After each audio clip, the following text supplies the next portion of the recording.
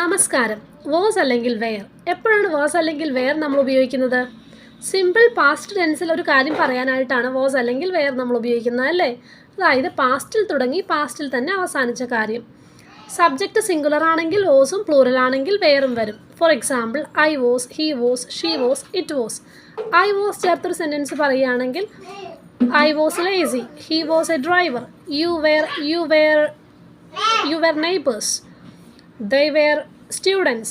Okay, ഇത്രയും മനസ്സിലായല്ലോ. എന്നാൽ എൻ്റെ ചോദ്യം, എപ്പോഴാണ് ഐ വെയർ വരുന്നത്? അല്ലെങ്കിൽ ഐ വെയർ എന്ന് എഴുതുന്നത് ശരിയാണോ?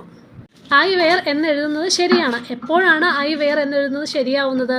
നമ്മുടെ വിഷസ് പറയാൻ നേരം, സജഷൻസ് പറയാൻ നേരം, അല്ലെങ്കിൽ ഹൈപ്പോത്തറ്റിക്കൽ സെൻറ്റൻസസ് പറയാൻ നേരം എന്തേ ഉപയോഗിക്കുകയുള്ളൂ? വെയറാണ് ഉപയോഗിക്കുന്നത്. I wish I were a bird. ഒരു പക്ഷിയായിരുന്നെങ്കിൽ എന്ന് ഞാൻ ആഗ്രഹിക്കുന്നു അല്ലേ? പക്ഷേ ഇപ്പോൾ പക്ഷിയാണോ? അല്ല. I wish I were there. അവിടെ ഉണ്ടായിരുന്നെങ്കിൽ എന്ന് ഞാൻ ആഗ്രഹിക്കുന്നു, പക്ഷേ ഇപ്പോൾ അവിടെ ഉണ്ടോ? ഇല്ല. ഹൈപ്പോത്തറ്റിക്കൽ സിറ്റുവേഷൻസിൽ, സെൻറ്റൻസസിൽ if I were a bird I would fly. ഞാനൊരു പക്ഷിയായിരുന്നെങ്കിൽ ഞാൻ പറന്നേനെ. ഇവിടെ അഡീഷണൽ ആയിട്ടൊരു കാര്യം വന്നു. ആരാണ് വന്നത്? If I were a bird I would fly. If ചേർത്തപ്പോൾ എന്താണ് സെൻറ്റൻസിന് മാറ്റം വന്നിരിക്കുന്നത് നോക്കൂ. ഇഫ് ക്ലോസ് അഥവാ സബോർഡിനേറ്റ് ക്ലോസ് സിമ്പിൾ പാസ്റ്റ് ടെൻസിൽ വന്നപ്പോൾ നോക്കൂ, മെയിൻ ക്ലോസ് എന്തായി? Would plus would or should or could or might plus V1 എന്ന ഫോമായി. വാസ് അല്ലെങ്കിൽ വെയർ പറഞ്ഞു തുടങ്ങിയ നമ്മളിപ്പോൾ എവിടെയാണ് എത്തിയിരിക്കുന്നത്?